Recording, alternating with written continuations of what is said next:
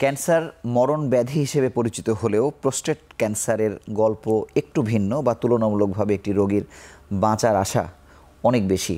Beacon pharmaceuticals লিমিটেডের সৌজন্যে আরোগ্য নিকেতনের আজকের আলোচনার বিষয় প্রোস্টেট ক্যান্সার প্রেক্ষাপট বাংলাদেশ। এ বিষয়ে কথা বলতে আমাদের স্টুডিওতে এসেছেন দুজন দেশের স্বনামধন্য ক্যান্সার বিশেষজ্ঞ।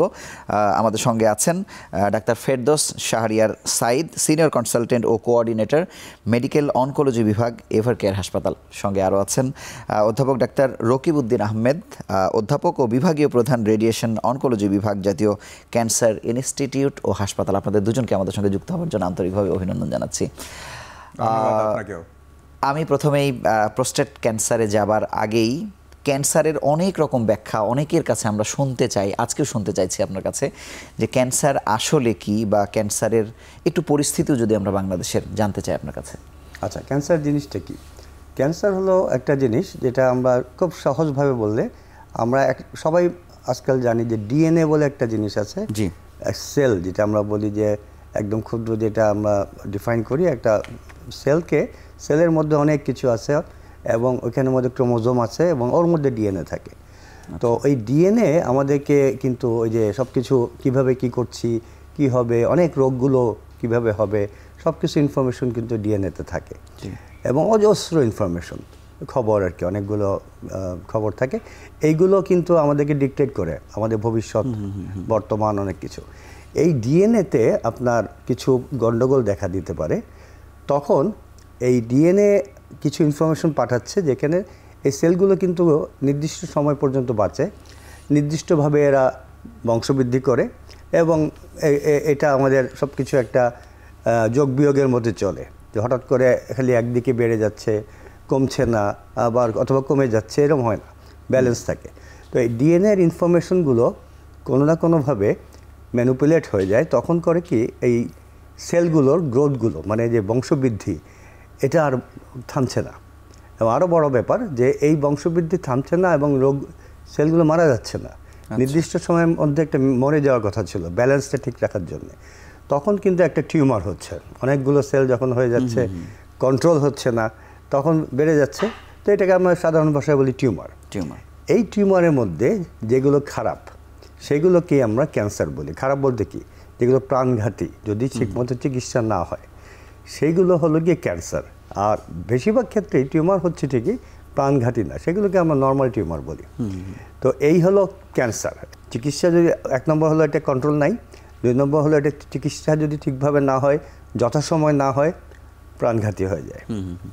আপনাকে অসংখ্য ধন্যবাদ। অধ্যাপক রকিব উদ্দিন, আপনার কাছে জানবো যে প্রোস্টেট গ্ল্যান্ড আসলে কোথায়, বা আমরা যদি একটা শরীরকে দিয়েও যদি সাধারণ মানুষকে বুঝাই, মানে সেটি একটু যদি পরিষ্কার করেন। প্রোস্টেট গ্ল্যান্ড অ্যাকচুয়ালি ছেলেদেরই রয়েছে, সো প্রোস্টেট ক্যান্সার একেবারেই ছেলেদের রোগ, এখানে মেয়েদের কোনো বিষয়ই নেই। প্রোস্টেট অ্যাকচুয়ালি আমাদের, যদি আমরা বডির তলপেটটাকে চিন্তা করি, আমাদের তলপেটে যে মূত্রথলি, অর্থাৎ যে মূত্রথলি মাধ্যমেই তো আমাদের ইউরিন কালেকশন হয়, দেন আমরা প্রস্রাব করি। তো ওই মূত্রথলির একেবারে বেজে নিচের দিকে একটা গ্রন্থি, এটি অ্যাকচুয়ালি একটা প্রজনন গ্রন্থি। এটি কিন্তু একটা সেক্সুয়াল অর্গান এবং ছেলেদের একটা ইম্পর্টেন্ট অর্গান, যার সাথে আমাদের প্রজনন বিষয়টা জড়িত। সো প্রোস্টেট একটা প্রজনন অঙ্গ, যেটি আমাদের ব্লাডার অর্থাৎ মূত্রথলির তলদেশে রয়েছে। এখান থেকে যেই রোগগুলো, যেই ক্যান্সারগুলো হবে, সেটি প্রোস্টেট ক্যান্সার। এই ক্যান্সারের ক্ষেত্রে আসলে ডিল করেন আসলে কারা?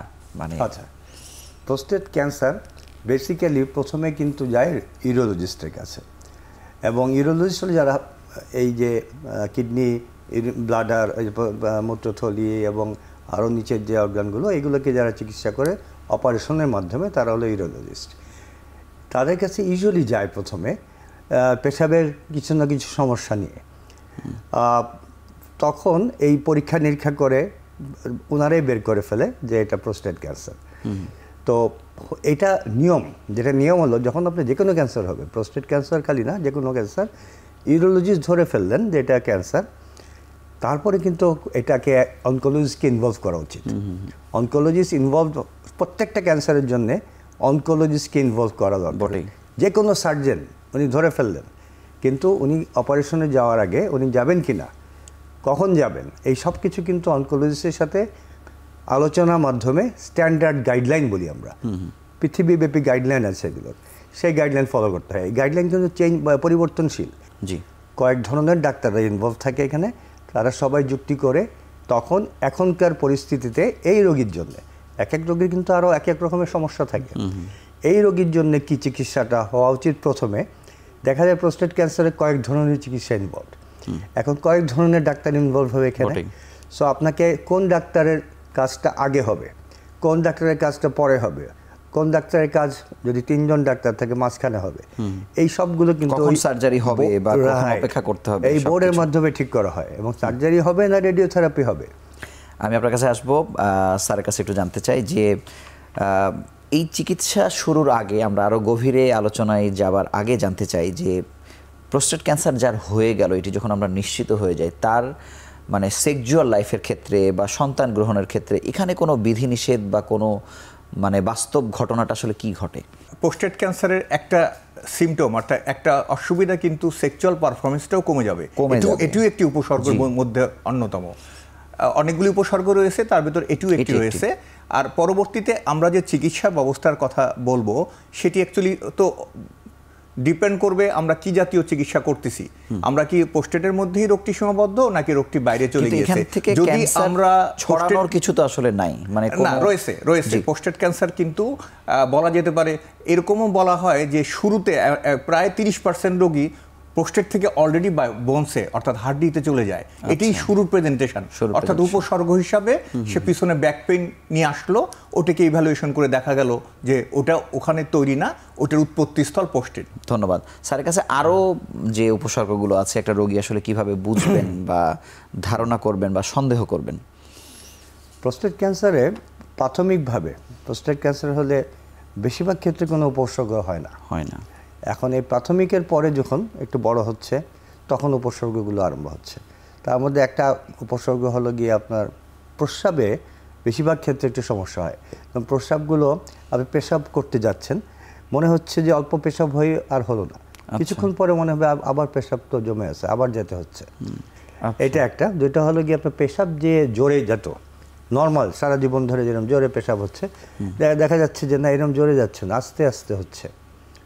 কোনো কোনো ক্ষেত্রে দেখা যাচ্ছে যেই মোটা একটা ধারাতে হতো এটা চিকন ধারাতে হচ্ছে। আচ্ছা, হ্যাঁ। তো আর একটা হচ্ছে রাতে ঘন ঘন, ইউনো ডায়াবেটিক, আমি ডায়াবেটিক রোগীদের অনেকে তো রাতে ঘুম ভাঙে পেশাবের জন্য, ডায়াবেটিক রোগী না কিন্তু আরও 2-1 ঘুম ভাঙছে পেশাবের জন্য। আচ্ছা, তো এগুলো হলো প্রস্রাব রিলেটেড। আরেকটা হতে পারে এক্সট্রিম কারণে যে পেশাবের সাথে রক্ত যাচ্ছে, লাল পেশাব হচ্ছে। হ্যাঁ। আরেকটা হলো সিমেন, এই যে যৌন আমাদের প্রক্রিয়া, এর ইয়েতে একটা ক্লিয়ার ফ্লুইড বের হয়, সেটাকে আমরা সিমেন বলি। এই সিমেন অনেক সময় সিমেনের সাথে রক্ত থাকতে পারে, লাল থাকতে পারে। এইটা গেল। তারপরে পেইন আসতে পারে, ব্যাক পেইন, বেশিরভাগ ক্ষেত্রে ব্যাক পেইন হয়, অন্য পেইনও হতে পারে। কখন হয়? এটা যখন হাড়ে ছড়িয়ে যায় তখন একটা, ওই যে রকিব ভাই বললেন একটু আগে যে পেইন নিয়ে আসছে। তারপরে আরও আছে, আপনি ওজন কমানোর আমি চেষ্টা করছি না কিন্তু আমার ওজন কমে যাচ্ছে। আরেকটা হতে পারে যে জ্বর ভাব লাগে, লো গ্রেড ফিভার হয়, 99, 100 এরকম প্রায় জ্বর হচ্ছে। এগুলো হলো কমন প্রোস্টেট ক্যান্সার। কিন্তু স্যার এই যে আমরা বলছি নীরব ঘাতক, কিন্তু আমরা আবার একই সঙ্গে অনেকগুলো কারণও বলছি, তার মানে কি এটি ছড়িয়ে যাওয়ার অনেক পরে কি আসলে এই লক্ষণগুলো প্রকাশ পায়? কিছু ক্ষেত্রে 30% ক্ষেত্র কিন্তু অনেক, 100 জনের মধ্যে 30 জন আসছে বউনের ছড়িয়ে গেছে তখন। আচ্ছা, হ্যাঁ, তার আগে কিন্তু সে কিছুই বুঝে নেয়। প্রথম বললাম না, অনেক ক্ষেত্রে কিচ্ছু হয় না, বোঝে না। অধ্যাপক রকিবউদ্দিন, আপনার কাছে জানতে চাই যে পুরুষদেরই যেহেতু এই ক্যান্সারটি হয়, কারা আসলে এটির উচ্চ ঝুঁকিতে থাকে? বংশগত কারণ বেশি না আসলে প্রভাব কোন জায়গা থেকে আসলে হয়? আসলে 8-10টা ক্যান্সারের মতো প্রোস্টেট ক্যান্সারও আমাকে বলতে হয়, এক্স্যাক্ট কারণগুলো আমরা এখনো আবিষ্কৃত করতে পারি নাই। আচ্ছা, তবে তারপরও কিছু ঝুঁকি রয়েছে যেগুলো আমরা প্রোস্টেট ক্যান্সারের ঝুঁকি হিসাবে চিন্তা করি। এর ভিতরে প্রথম ঝুঁকিটা হচ্ছে বয়স। অ্যাকচুয়ালি এমনিতে সব ক্যান্সারই বয়স্কদের রোগী বলা হয়। তো এই প্রোস্টেট ক্যান্সারে যত বয়স বাড়তে থাকবে তত ঝুঁকির সংখ্যা বাড়তে থাকবে। 2 নম্বর ঝুঁকির কথা যদি বলি, এটা অ্যাবসলিউটলি পুরুষদের ক্যান্সার, এটা আমি অলরেডি বলে ফেলেছি। তৃতীয়, এটার সাথে পরিবারের সম্পর্ক কিন্তু রয়েছে। যদি বাবা ভাই তাদের প্রোস্টেট ক্যান্সার থাকে তবে এই লোকটা কিন্তু ঝুঁকিটা রয়েছে। বলা হয়ে থাকে মানে বাবার থাকলে ওই ছেলের এই ঝুঁকির সংখ্যা প্রায় 7 গুণ। তো সো ফিগারটা কিন্তু একদম কম নয়, অর্থাৎ পারিবারিক ইতিহাসটাও ইম্পর্টেন্ট। আবার স্কিপ জেনারেশনেও হতে পারে, স্পোরাডিক তো হতেই পারে, দুই রকম, একটা পরিবারগতভাবে আসতে পারে, একটা নতুন করে হলো, যেটাকে আমরা সাধারণত নিউয়ান্সেড বা স্পোরাডিক বলে থাকি। এটি আসলে মেনলি আফ্রিকান এবং আমেরিকান লোকদের বেশি হয়ে থাকে, ব্ল্যাক পিপলদের বেশি হয়ে থাকে। আর জেনেটিক কারণের কথা যদি বলা হয়, আমরা দুটো জিনকে আমরা এটাকে দায়ী করতে পারি। সেটাও যে আমরা মেয়েদের ব্রেস্ট ক্যান্সারে যেরকম BRCA1 BRCA2 বলি, এই দুটো কিন্তু মানে জিন প্রোস্টেট ক্যান্সার ক্ষেত্র দায়ী, এবং এগুলো কিন্তু আজকাল দেখা যেতে পারে বা দেখা যায়। BRCA1 BRCA2 দুটো জিনে মিউটেশনের মাধ্যমেও এটি হতে পারে। আর যে ঝুঁকিগুলো রয়েছে, একটা ওবেসিটি একটা ঝুঁকি, যারা ফিজিক্যাল অ্যাক্টিভিটি কম করে তাদের বেশি, যাদের BMI বেশি, হ্যাঁ আপনি বলতে পারেন এগুলো কমন সবার ক্ষেত্রে প্রযোজ্য।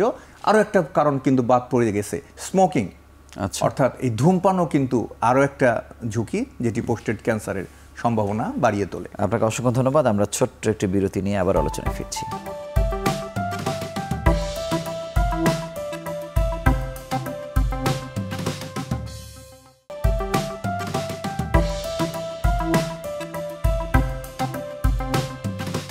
ডাক্তার ফেরদৌস, আপনার কাছে জানতে চাই যে ক্যান্সার তো ক্রমাগতভাবে বাড়ছে, যদিও এটির খুব ভালো পরিসংখ্যান আমরা আসলে কখনোই দেখাতে পারিনি, তারপরেও পরিস্থিতিটা কীরকম, বা হাসপাতালেও যে রোগী আপনাদের কাছে আসে সেই দৃষ্টিকোণ থেকে একটি সম্পর্ক প্রশ্ন করতে চাই যে HIV-র ক্ষেত্রে যেমন আমরা দেখি যে এই ইললিগ্যাল রিলেশন বা দেশের বাইরে যারা যাচ্ছেন ফিরে আসছেন, মানে এরকম কোনো বিষয় কি আসলে এই ক্যান্সারের সঙ্গে সম্পৃক্ত কিনা?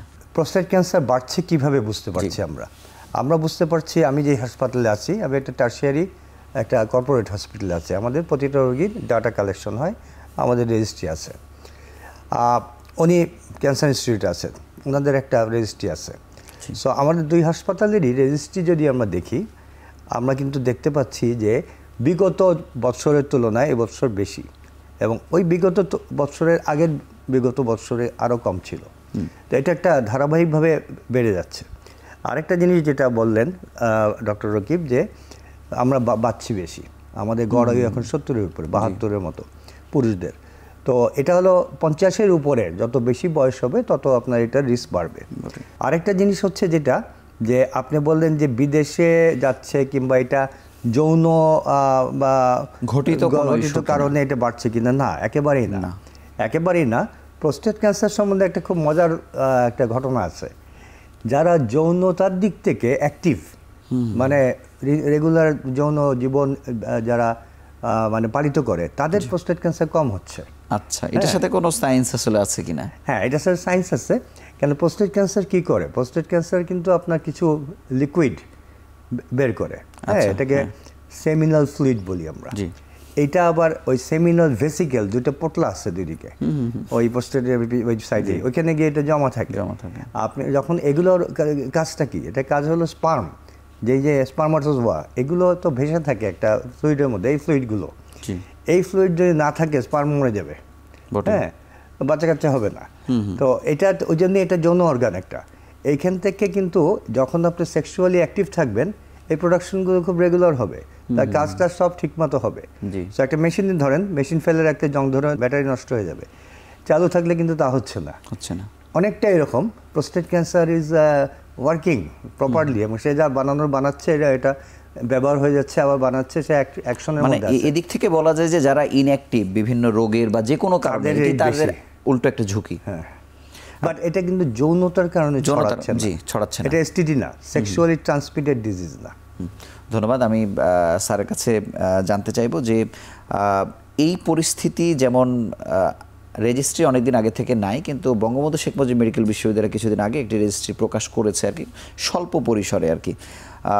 সেখানেও আসলে এটির কোনো র্যাঙ্কিং হয়েছে কিনা, যে কোন অবস্থায় 1, 2, 3, 4, 5, 6 এরকম কোনো জায়গাতে আছে কিনা, বা ওয়ার্ল্ডের পরিসংখ্যান আসলে কি? আমরা তো গ্লোবোক্যানের ওপর ভিত্তি করে আসলে বলি, যেটি বাংলাদেশের ক্ষেত্রে অনেকে মেলে না, অনেকে আসলে বলেন না। এমনি যদি ওয়ার্ল্ডের ডাটা নেওয়া যায়, তাহলে কিন্তু এটা অ্যাফ্লুয়েন্ট যেই সমস্ত কান্ট্রি রয়েছে, ওদের কিন্তু পজিশন এটার দ্বিতীয়, তো আমাদের দেশের চিত্রটা এরকম না, যেহেতু ন্যাশনাল রেজিস্ট্রিটা আমাদের নেই, সুতরাং আমরা জোর করে বলতে পারছি না।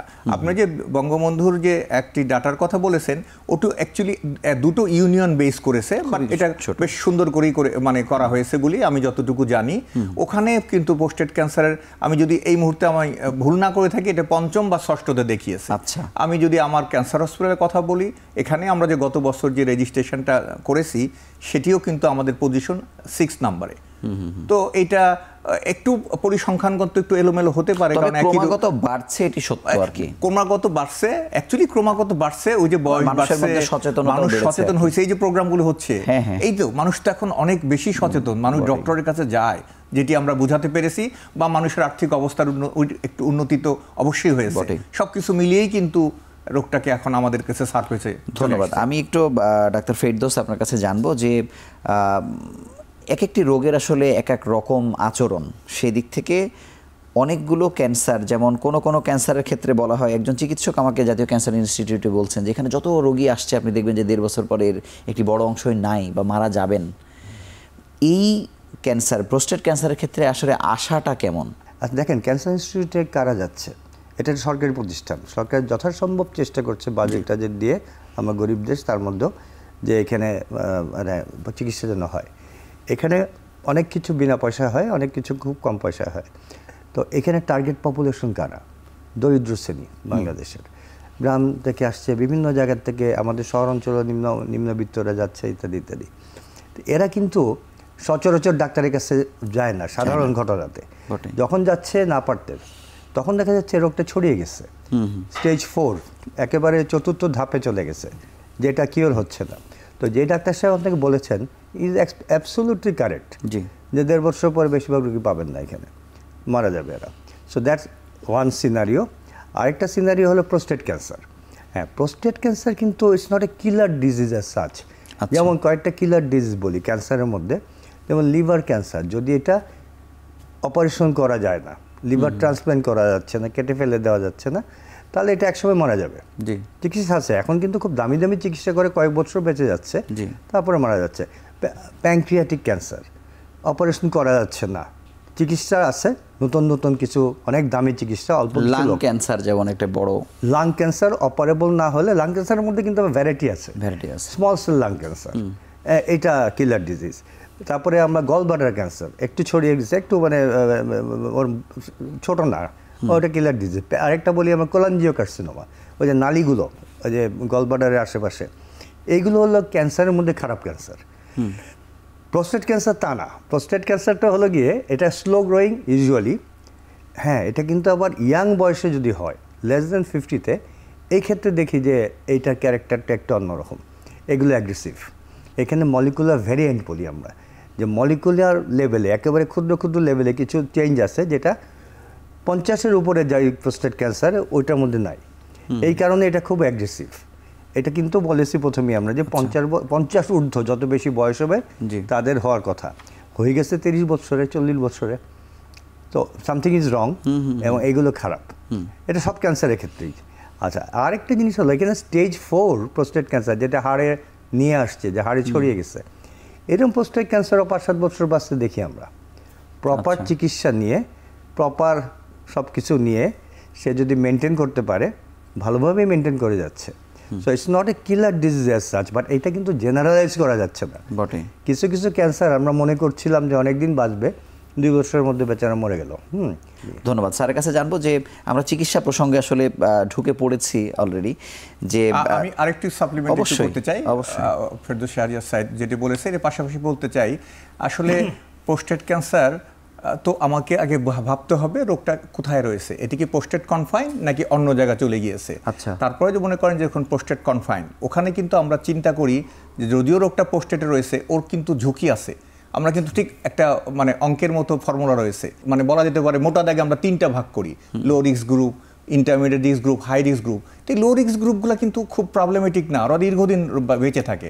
আরও একটি আশার কথা আমি শুনতে চাই, সেটি প্রোস্টেট কনফাইন না, এটি মেটাস্টেসিস হয়ে হাড্ডিতে চলে গিয়েছে। সব ক্ষেত্রেই কিন্তু আমরা বলতে পারি যে স্টেজ 4 ডিজিজ ইনকিউরেবল, এটা সবগুলো রোগের ক্ষেত্রেই, অর্থাৎ সেটি সম্পূর্ণ নিরাময়যোগ্য নয়। বাট প্রোস্টেট ক্যান্সার এমনই একটি রোগ যেটি নিরাময়যোগ্য নয় বাট ট্রিটেবল, অর্থাৎ আপনি চিকিৎসা করতে পারবেন। এটিকে অনেক পদের চিকিৎসা রয়েছে, হরমোন থেরাপি দিতে পারেন, এটাও first line, second line, third লাইনে যেতে পারেন। একসময় হরমোন রিফ্র্যাক্টরি হয়ে যাবে, কাজ করবে না, কেমোথেরাপি দিব, টার্গেটেড থেরাপি, ইমিউনোথেরাপি বলা যেতে পারে। যদি মানুষ মানে সব কিছু দিয়ে ট্রাই করা যায়, সব কিছু দিয়ে ট্রাই করা যায় এবং প্রত্যেকটা ইফেক্টিভ হয়, অর্থাৎ এটি ট্রিটেবল। স্যারের কাছে জানতে চাই যে চিকিৎসাটা আসলে শুরু হবে আসলে কোথায় থেকে? গ্লিসন স্কোর যদি আপ টু 6 পর্যন্ত হয়, আর একটা দুইটা জিনিসের যোগফল, এই যে প্যাথোলজিস্টরা দেখেন তো ওনারা দুইটা জিনিস রাফলি যেটাকে খুব সাধারণভাবে বলি দুই ধরনের জিনিস ওনারা দেখে এটাকে ধরেন 4+2 6 হলো, অথবা হোয়াট এভার দুইটা নাম্বার দিয়ে একটা যোগফল হলো। এটা যদি 6 পর্যন্ত হয় তাহলে কিন্তু এটা অ্যাক্টিভ সার্ভেলেন্স, মানে আপনাকে জাস্ট পিরিয়ডিক্যালি ওনাকে ফলো আপ করবেন, পিএসএ আছে, স্ক্যান আছে, ইত্যাদি ইত্যাদি দিয়ে তার সিমটম আছে, ডিজিটাল রেক্টাল এক্সামিনেশন, এই পায়খানা আসছে, হাতটা দিয়ে, এগুলো কিছু কিছু জিনিসপত্র একদম স্ট্যান্ডার্ড কীভাবে ফলো করবেন সেগুলো ফলো আপ করতে হয়। 6-এর পরে গেলেই কিন্তু রিস্ক বেড়ে গেল, মানে বেসিক্যালি 5 পর্যন্ত কোনো চিকিৎসা না, অনেকে বলে 6-7 এটাকে লো রিস্ক, আর অনেকে বলে 7-8 ইন্টারমিডিয়েট রিস্ক, অনেকে বলে 9-10 হাই রিস্ক। এখানের মধ্যে কিছু স্কুল অফ থট আছে, এদিক সেদিক হতে পারে। তো হাই রিস্ক হলো গিয়ে ওই যেটা কিউরেবল হবে না, মানে খুব অ্যাগ্রেসিভ বাট ট্রিটেবল, এবং ট্রিটমেন্ট করতেই হবে আপনাকে। আচ্ছা, লো রিস্কে আপনি ট্রিটমেন্ট না করে আপনি অ্যাক্টিভ সার্ভেলেন্সে রাখতে পারেন, ধরেন 5 পর্যন্ত আছে, আপনি অ্যাক্টিভ সার্ভেলেন্সে রাখলেন। আচ্ছা, প্রোস্টেট ক্যান্সার অর্গান কনফাইন যদি হয়, অর্গান কনফাইন মানে এটা কিন্তু একটা ওয়ালনাট, মানে যে কাঠবাদাম বলে না, কাঠবাদামের সাইজের, বয়সের সাথে সাথে এটা সাইজটা বাড়তে থাকে, এবং এটার ভিতর দিয়ে কিন্তু ওই যে পেশাবের মূত্রথলির প্রথম অংশ, মূত্রথলির থেকে যে মূত্র নালী বেরোয় ওর প্রথম অংশটা এখান দিয়ে যায়। তো এটা যখন বাড়ে, বাইরে দিয়ে বাড়ে, ভিতর দিয়েও বাড়ে কিন্তু, আচ্ছা, তখন ওই যে চাপ দেয়, তখন ওই যে পেশাবের এই যে থেমে থেমে পেশাব হওয়া, পাতলা পেশাব হওয়া ইত্যাদি ইত্যাদি হয়। চিকিৎসাতে যদি একটা হলো গিয়ে যখন ক্যাপসুল, যেটা এটাকে ঢাকা থাকে, একটা পর্দা দিয়ে ঢাকা থাকে প্রোস্টেটটাকে, এটাকে আমরা প্রোস্টেটিক ক্যাপসুল বলি। এটার ভিতরে যদি খুব ছোট অবস্থায় থাকে তাহলে একটা জিনিস হলো, এটা সাধারণত স্টেজ 1। এটা যদি একটু বড় হয়েছে তারপরে ওইটা এটার ভিতরেই আছে, তার স্টেজ 2। হ্যাঁ, এই পর্দা ভেদ করে আশেপাশে চলে গেছে, তখন আমরা বলি এটাকে স্টেজ 3। স্যার, আপনার আলোচনার প্রসঙ্গে আমরা আরও আসবো, ছোট্ট একটি বিরতি নিয়ে আবার আলোচনায় ফিরছি।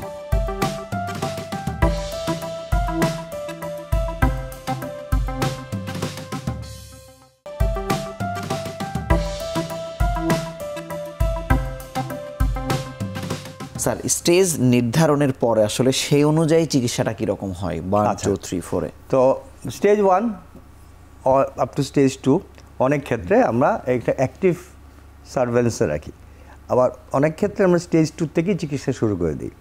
চিকিৎসাটা কি, এখানে আপনার অর্গান কনফাইন বলেছে, এটা দূরে যায় নাই। পিএসএ এক একটা বয়সের জন্য কিন্তু পিএসএ সিগনিফিক্যান্স এক এক রকম। যেমন 50-এর নিচে যদি হয়, 40 থেকে 50, এই বয়সে প্রোস্টেট ক্যান্সার খুব রেয়ারলি হয়, বাট হয়ে গেছে। আচ্ছা, এইখানে কিন্তু 2.5-এর উপর পিএসএটাই কিন্তু সিগনিফিকেন্টলি হাই। আচ্ছা, এখন 10-এর উপরে যদি পিএসএ হয় তাহলে 50% সম্ভাবনা যে এই রোগীটার প্রোস্টেট ক্যান্সার হয়েছে। এখানে আপনার কিন্তু দুইটা অপশন আসছে। আগে একটা অপশন ছিল পেট কেটে, অনেক আগে আমরা যখন স্টুডেন্ট ছিলাম, পেট কেটে এটাকে র্যাডিক্যাল প্রোস্টেটেক্টমি বলতো, ওই ক্যাপসুল ট্যাপসুল নিয়ে আশেপাশের জিনিসপত্র নিয়ে এটা বিভৎস অপারেশন ছিল, বেশ বড়সড়, অনেক ব্লিডিং হতো ইত্যাদি ইত্যাদি। আচ্ছা, এটা অনেক বছর আগের থেকে এটা হয়ে গেছে, ল্যাপারোস্কোপিক হয়ে গেছে, যে ছোটো ফুলটা করে, এবং এটা অনেক ইজি, অনেক কমপ্লিকেশন কমে গেছে। এখন রোবোটিক সার্জারিও আসছে কোনো দেশে, আমাদের দেশে এখনও আসেনি, আসবে করছে। তো রোবোটিক সার্জারিরও একটা অপশন আছে। আচ্ছা, এই যে সার্জারিগুলো বাদ দেন, অর্গান কনফাইন, এখানে আরেকটা বড় অপশন হলো রেডিওথেরাপি। আচ্ছা, হ্যাঁ, আইএমআরটি বলি আমরা, হ্যাঁ, যেটা আমরা একটা বিশেষ ধরনের একটা রেডিয়েশনের একটা সিস্টেম, একটা প্রোটোকলে করা হয়, যে ম্যাক্সিমাম ডোজ পাচ্ছে ওই টিউমারের মধ্যে, আর মিনিমাম ডোজ বিভিন্ন চামড়ার থেকে আরম্ভ করে বিভিন্ন মাংস ভেদ করে যাচ্ছে, তো সবখানে কিছু রেডিয়েশন পাচ্ছে। তো ওই রেডিয়েশনগুলো যেন ড্যামেজিং না হয় নর্মাল টিস্যুর জন্য, তো বিভিন্নভাবে এই রেডিয়েশনগুলো দেওয়া হয় বিভিন্ন দিক থেকে, যাতে করে ম্যাক্সিমাম ডোজ বিল্ড আপটা হয় ওইখানে গিয়ে। সো ওই জায়গাটার মধ্যে সব ডোজগুলো গেল, আর অন্য দিক থেকে অল্প অল্প করে ডোজ গিয়ে নর্মাল টিস্যুগুলোকে ড্যামেজ করলো না। সো দ্যাটস এক্স্যাক্টলি, অলমোস্ট না, এক্স্যাক্টলি সেম এজ সার্জন। আপনি যে কোনো অ্যাডভান্স সেন্টারে আপনি যদি কম্পেয়ার করেন ওই রেডিয়েশন আর এই সার্জারি সেম। সো আরেকটা বড় অ্যাডভান্টেজ, সার্জারিতে কমপ্লিকেশন যতখানি হয় এখানে কমপ্লিকেশন তার কিছুই হয় না, ধারে পাশে না। মানে কোনো একজন রোগীর যদি প্রোস্টেট ক্যান্সারের ঝুঁকি থাকে বা নিশ্চিত হবে তো আপনাদের কাছে এসে আপনাদের এখানে চিকিৎসাটা কোন দরজা দিয়ে কিভাবে উনি চিকিৎসার মূল জায়গা পর্যন্ত যেতে পারবেন? একটা এমআরআই করি পেলভিসের, ওইটা দিয়েই আমরা ওই পোস্টেটের এক্সটেনশন অর্থাৎ পোস্টেটে কি সীমাবদ্ধ রয়েছে নাকি ওর আশেপাশের স্ট্রাকচারগুলিকে ইনভলভ করেছে এটি কিন্তু আমরা বোঝার চেষ্টা করি যে রোগটা কোন পর্যায়ে রয়েছে। আর স্টেজিং বোঝার জন্য তো আরও পরীক্ষা রয়েছেই, ওটা নির্ভর করবে পিএসএ লেভেলটা কীরকম বা তার কোনো বনি টেন্ডারনেস রয়েছে কি না, এগুলোর মাধ্যমে সাধারণত মোটা দাগে আমরা একটা হোল বডি বোন স্ক্যান প্রোস্টেট ক্যান্সারে করে থাকি, যেহেতু এখানে যাওয়ার সম্ভাবনা অনেক বেশি। এইবার আসা যাক যে প্রোস্টেট ক্যান্সার যদি মানে লোকালি কনফাইন্ড হলো, তখন কিন্তু আপনাকে সিদ্ধান্ত নিতে হবে। এখানে অনেক প্যারামিটার রয়েছে, কিন্তু আমি অলরেডি আমাদের ডক্টর ফেরদৌস শাহরিয়ার সাইদ অনেকটাই বলে ফেলেছে। তারপরও এখানে অনেকগুলি ফ্যাক্টর কিন্তু আমরা বিবেচনায় নেই। কারো হার্ট ডিজিজ আছে, কারো হাইপোথাইরয়েড আছে, কারো ওই কি বলা হয় সিকেডি আছে, ক্রনিক কিডনি ডিজিজ আছে। সো শুধু তাই না, একটা 75 বছর বয়স্ক লোক, এত কম মরবিডিটি, সে কতদিন বাঁচবে, আমরা কিন্তু ওটাও কনসিডারেশন আনবো। অর্থাৎ রোগটা কী পর্যায়ে রয়েছে, রোগীটার ফিজিক্যাল কন্ডিশনটা কীরকম, সে কোন চিকিৎসার জন্য ফিট, এমনকি সে কতদিন বাঁচবে, আনুমানিক একটা ধারণা কিন্তু আমরা করতে পারি। যদি প্রোস্টেটের চিকিৎসা আমরা করতেই চাই, তার আগে যদি আমাদের মনে হয় যে না ওর এত কম মরবিডিটি তো আগেই মরে যাবে, অর্থাৎ লাইফ এক্সপেক্টেন্সিও একটা কিন্তু বড় বিষয়। 4 নম্বর কনসিডারেশন আসবে হচ্ছে ফ্যাসিলিটিস কী রয়েছে, আমার কি উন্নত মানের রেডিয়েশন রয়েছে, এটি যেরকম ইম্পর্টেন্ট, আমার কি উন্নত মানের সার্জারি ব্যবস্থা রয়েছে, এটিও ইম্পর্টেন্ট। সো এতগুলো ফ্যাক্টরগুলিকে আমরা কনসিডারেশন করব চিকিৎসা করার ক্ষেত্রে। চিকিৎসার অপশন অলরেডি আপনারা শুনে ফেলেছেন। কাউকে কাউকে আমরা সিম্পলি রেখে দিই অবজারভেশন, যাদের আমরা মনে করি যে চিকিৎসার দরকার নেই, ওই যে রিস্ক কথা চিন্তা করে। কাউকে কাউকে আমরা যেটাকে বলি আমরা অ্যাক্টিভ সার্ভেইলেন্স, অর্থাৎ যদি রোগ বাড়তে থাকে তখন চিকিৎসা যাব। আর যে চিকিৎসা ব্যবস্থা রয়েছে, একটি সার্জারি আর একটি আমার অংশ। যদি আমি রেডিয়েশন অনকোলজিস্ট, সো আমি আমার অংশটুকুই বলি। Radiation yes, it's a local ট্রিটমেন্টের ভিতরে এটা খুবই সুন্দর, এটাকে আসলে হাইটেক পদ্ধতিতেই করা হয়। আমরা তো রেডিয়েশনে অনেক পদ্ধতি দিতে পারি, 2D 3D IMRT IGRT অনেক, এখন তো বলা হয় পার্টিকুলার থেরাপি যেগুলোকে বলা হয় কার্বন থেরাপি, প্রোটন থেরাপি, যদিও এই দুটো আমাদের দেশে নাই। আমাদের দেশে IMRT পর্যন্ত রয়েছে, তাও আমরা এই মুহূর্তে সরকারি হসপিটালগুলোতে আমরা অ্যাভেলেবল করতে পারতেছি না। সো চিকিৎসা ব্যবস্থা কিন্তু অনেকগুলি ফ্যাক্টর রয়েছে। তো আমরা যদি অর্গান কনফাইন থেকে থাকে, রেডিয়েশন যেহেতু বয়স্কদের রোগী, সার্জারির কমপ্লিকেশন তুলনায় আমি যদি বলি সেক্ষেত্রে রেডিয়েশনটা মোর বেনিফিশিয়াল ফর ওল্ডার পেশেন্ট, পুর পারফরমেন্স সিস্টাররা যাদের রয়েছে। সো রেডিয়েশনটা কিন্তু উন্নত প্রযুক্তির মাধ্যমে দিতে হবে। এখানেও কিন্তু রেডিয়েশন অনকোলজিস্টের বিষয় যে আমি কোন পদ্ধতিতে করছি, আমি কোন মেশিন ইউজ করতেছি, অনেক বিষয়। প্রোস্টেট ক্যান্সার রোগ একটা, চিকিৎসা পদ্ধতি কিন্তু অনেক রকম।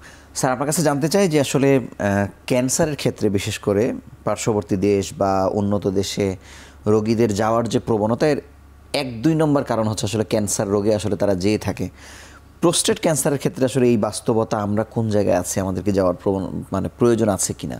এটা পার্শ্ববর্তী দেশে যাওয়ার, আপনারা মানে যারা সাংবাদিকতার সাথে আছেন, ইনভেস্টিগেটিভ সাংবাদিকরা আপনারা খুঁজে বের করতে পারবেন যে এটা একটা প্রধান কারণ হলো দালালি।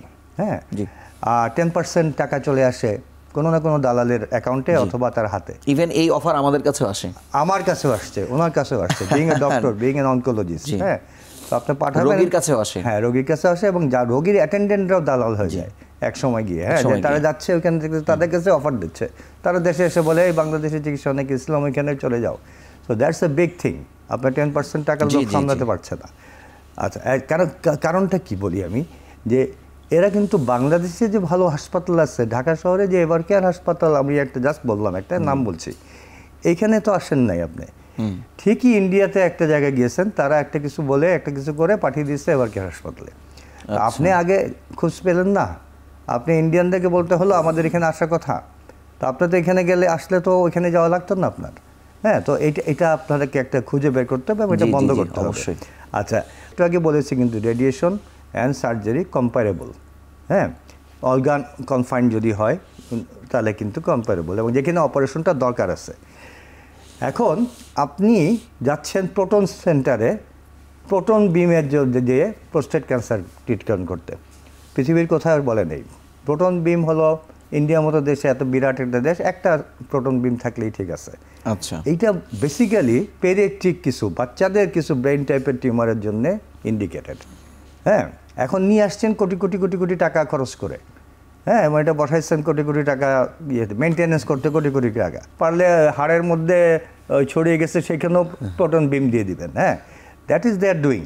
এবং সেটা বাংলাদেশে নাই বলে আমরা হয়তো আমাদেরকে প্রতারিত করা হচ্ছে। হ্যাঁ, প্রোস্টেট ক্যান্সারের প্রোটন বিম লাগে না। এখন আপনার রেডিয়েশন এবং সার্জারির জন্য আপনাকে যেতে হবে না। আপনি যাচ্ছেন কিসের জন্য বলতেছেন, রোবোটিক সার্জারি। আমরা হরদম দেখতে পাচ্ছি ইন্ডিয়া থেকে বলেন, সিঙ্গাপুর বলেন, ওই থাইল্যান্ড বলেন, রোবোটিক সার্জারি করে কমপ্লিকেশন নিয়ে হাজির হচ্ছে। 30 লাখ 40 লাখ টাকা খরচ করছে। হ্যাঁ, খরচ করে দেখা যাচ্ছে সে ইম্পর্টেন্স হয়ে গেছে, তার সেক্সুয়াল ক্ষমতা নাই। তাকে বলা হয়েছে যে আপনার রোবোটিক সার্জারি করলে আপনার সেক্সুয়াল ক্ষমতা থাকবে। সে 30-35 লক্ষ টাকা বাংলাদেশে খরচ করে ফিরে আসছে আমাদের কাছে এসে বলছে, স্যার আমার তো এটা নাই, ওরা তো বলছিল থাকবে। উনি হয়তো বাঁচলেন কিন্তু আরো বড় ক্ষতি নিয়ে আসলেন। এখন দেখেন তাকে এত টাকা খরচ করলো, তাকে ড্যামেজ করে দিল। এখন আমি একটা মার্সিডিজ বেঞ্জ কিনে ফেললাম, আমি 2 দিন আগে যে লাইসেন্স পেয়েছে তাকে দিয়ে গাড়ি চালাতে দিলাম। হ্যাঁ, সেটা ওটার অ্যাক্সিডেন্ট করবে। আমার 3 কোটি টাকার গাড়ি পুরা নষ্ট। That's what is happening. আপনি রোবোটিক সার্জারি করতে গেলে যে কোনো কারণে আপনি খবর নেন যে এই যিনি করবেন তিনি এর আগে এই অপারেশন কতজনকে করেছেন, তার সাকসেস রেট কত, এগুলো না করে জেনে আপনি জানেন যাওয়া তো বোকামি হবে। সে যদি 50টা করে থাকে তার মধ্যে কতজনকে সে কমপ্লিকেশন ছাড়া করতে পেরেছে। আমার তো নর্মাল আছে, ল্যাপারোস্কোপিক সার্জারি আছে, আমার তো অনেক ভালো ভালো অপশন আছে, কেন আমাকে রোবোটিক সার্জারিতে যেতে হবে? Hormone therapy very important thing. Prostate cancer কিন্তু hormone dependent and hormone responsive tumour, মানে এটা হরমোনের কারণেই হয়, আবার হরমোন দিয়ে চিকিৎসা করা যায়। আরেকটা হলো গিয়ে আমাদের কিছু মুখের ট্যাবলেট আছে, সেগুলো সবগুলো আছে। একদম লেটেস্ট কেমোথেরাপি যেটা, সেটাও আছে। এই যে আমরা আসলাম একটু আগে যে জেনেটিক BRCA1 BRCA2 মিউটেশন, এগুলো হলে যেই চিকিৎসা লাগবে সেই চিকিৎসাও আছে। আমার ইমিউনোথেরাপি আছে, আমার এখানে কিছু নাই এরকম কিছু নাই, সব কিছু আছে। আর আপনি প্রোটন লাগে না, দিচ্ছে যায় না, প্রোস্টেটের জন্য না। আপনার রোবোটিক কোনো দরকার নেই, what ever operation we are having good enough আছে। আমার অপারেশন লাগবে কেন? আমার রেডিয়েশন আছে, অ্যাজ গুড অ্যাজ অপারেশন আমার সেন্টারে, আপনার মতো সেন্টারে আছে। সো আপনাকে তো অপারেশনে যাওয়া লাগছে না। So everything is available. Sir, আপনাকে অসংখ্য ধন্যবাদ। আমরা আরও একটি ছোট্ট বিরতি, অর্থাৎ শেষ বিরতি নিয়ে আবার আলোচনায় ফিরছি।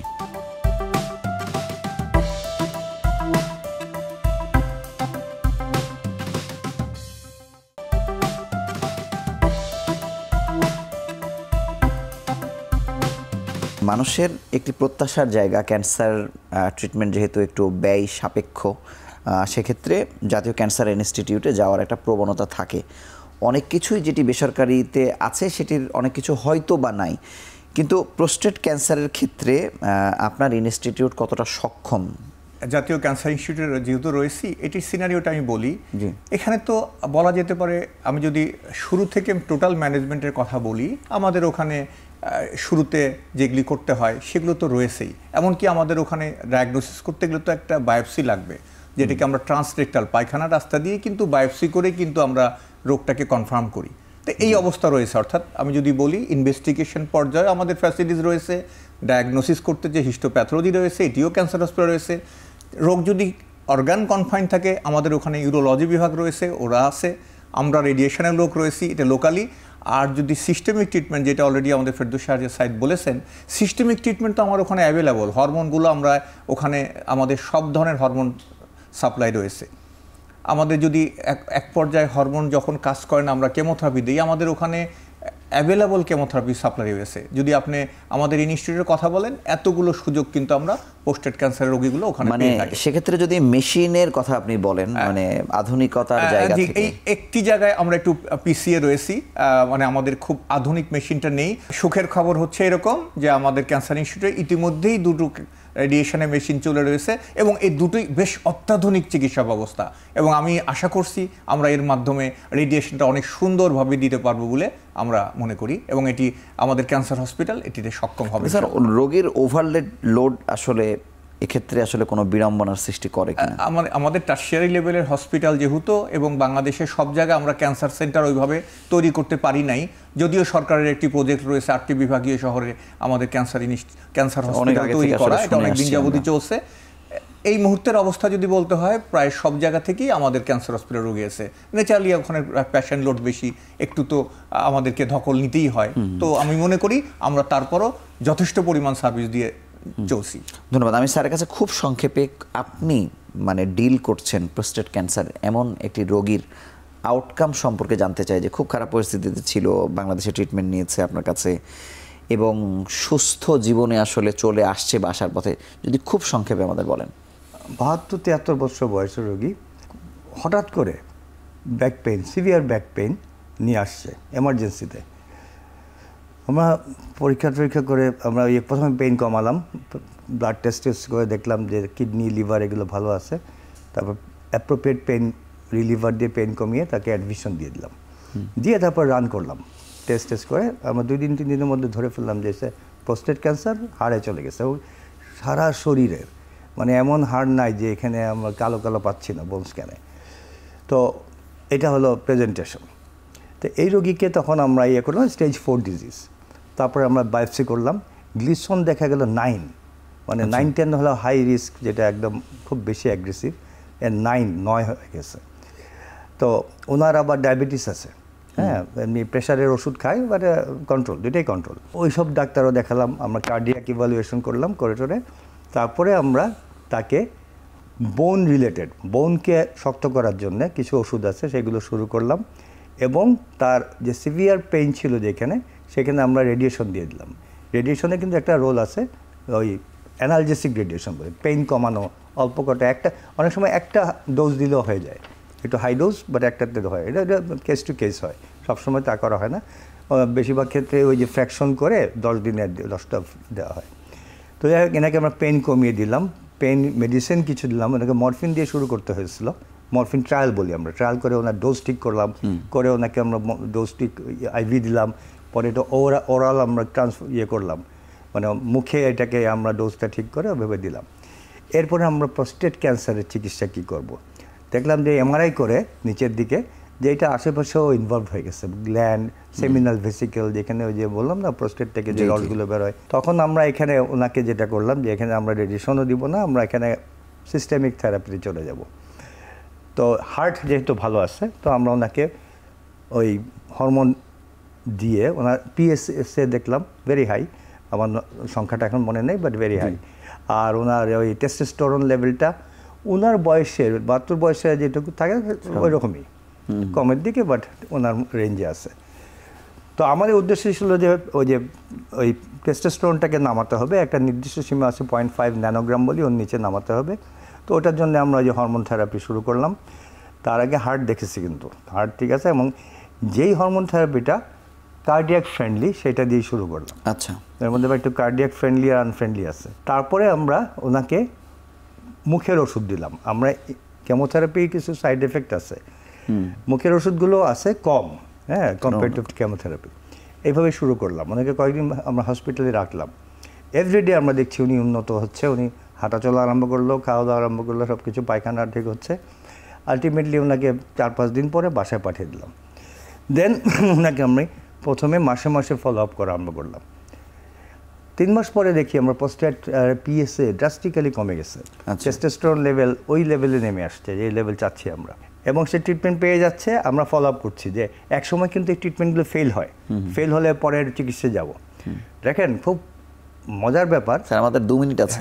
কারো 6 মাসে ফেল হয়, কারো 3-4 বছর টিকে যায়। এই রোগীটা অলমোস্ট 3 ইয়ার্স হয়ে গেছে, এখনও ফেল করে নাই। চমৎকার তার পিএসএ লেভেল 0.0 সামথিং, তার testosterone 0.1 or something like that, or even less than that. সে হেঁটে হেঁটে আসে, সে গল্প গুজব করে আমার সাথে, রিপোর্ট দেখায়, চলে যায়। সে ওই হাড় শক্ত করার ওষুধ পাচ্ছে। মানে আমরা আশার বাণী শুনলাম। স্যারের কাছে শেষ প্রশ্ন করতে চাই যে আসলে স্ক্রিনিং কাদের আসলে প্রাথমিক পর্যায়ে করা উচিত বা কোন লক্ষণগুলো প্রকাশ পেলে তো অবশ্যই করবে, প্রতিরোধে আসলে আমাদের কি ভূমিকা নেওয়া উচিত? যদি 50-এর পর থেকে স্ক্রিনিং করা, স্ক্রিনিং অ্যাকচুয়ালি আমরা পিএসএ লেভেল দেখতে পারি। বয়স্ক লোকের তো আমরা অনেক কিছুই দেখি, ডায়াবেটিস দেখি, ইসিজি দেখি, আমরা একটা পাশাপাশি একটা পিএসএ লেভেল দেখেও একটা প্রিলিমিনারি ধারণা নিতে পারি। পিএসএর পাশাপাশি ডিআরই যদি আমরা করতে পারি ভালো, এটাও অপশনাল রাখলাম। পিএসএ দেখে আমরা মোরালেস করতে পারি। যাদের ফ্যামিলিয়ার হিস্ট্রিটা রয়েছে, বাবারা রয়েছে, তাদেরকে আমরা আরও আর্লি শুরু করতে পারি, অর্থাৎ এটা আমরা 40 থেকেই শুরু করি। 70 পরে আর ইউজুয়ালি স্ক্রিনিং এর কোয়েশ্চেনটা থাকে না। আসা যাক প্রতিরোধের প্রশ্ন। প্রতিরোধের ভিতরে যদি বলা হয় আমরা একটু খাদ্যাভ্যাসে একটু পরিবর্তন আনতে পারি। আমরা কিছু ফল খেতে পারি যেগুলো লাল কালারের, যেরকম তরমুজ খেতে পারি, আমরা টমেটো খেতে পারি। এগুলো কিন্তু লাইপোপ্রোটিন রয়েছে। লাল নাকি যে কোনো রঙিন ফল? রঙিন ফল, লালকে ওরা একটু আলাদা করে প্রায়োরিটি দেয়। ইয়েস, এটা বলা হয়েছে, উল্লেখ করি। ড্রাগন হতে পারে, তরমুজ, ড্রাগন, দেন এগুলো কথা বলা হয়েছে। খুব ভালো হবে বেরি। এটা বলা হতে পারে। আমরা লেস মানে আমরা লেস ফ্যাটি ডায়েটগুলো আমরা একটু খাবো। আমরা তাজা শাকসবজি খাওয়ার একটু চেষ্টা করব। এগুলো মানে দানাদার যে ফলের কথা বলা হয়, বিচি আছে যেগুলো, সেটিও তো অনেক ক্ষেত্রে ক্যান্সারের। আসলে সব ফলই সুন্দর, তো এগুলোকে একটু আলাদা করে প্রায়োরিটি দেওয়া হয়েছে। সাইট্রাস রিলেটেড ফল যেগুলো জাম্বুরা, লেবু, কমলা লেবু, এই জাতীয় খেতে পারি। আমরা ফিজিক্যাল অ্যাক্টিভিটি বাড়াতে পারি। আমরা ধূমপানকে একেবারেই পুরো অ্যাভয়েড করব। আমরা বডির ওজন যেটা বিএমআই যেটাকে বলি সেগুলো করব। আমরা যদি এরকম একটু খাদ্যাভ্যাস, একটু লাইফস্টাইল পরিবর্তন এগুলো যদি করি, খাবার ব্যাপারে একটু সচেতন হই, ফিজিক্যাল অ্যাক্টিভিটি বাড়িয়ে দিই, ধূমপান ত্যাগ করি, আমার মনে হয় আমরা প্রোস্টেট ক্যান্সার থেকে মানে মুক্তি পেতে পারি।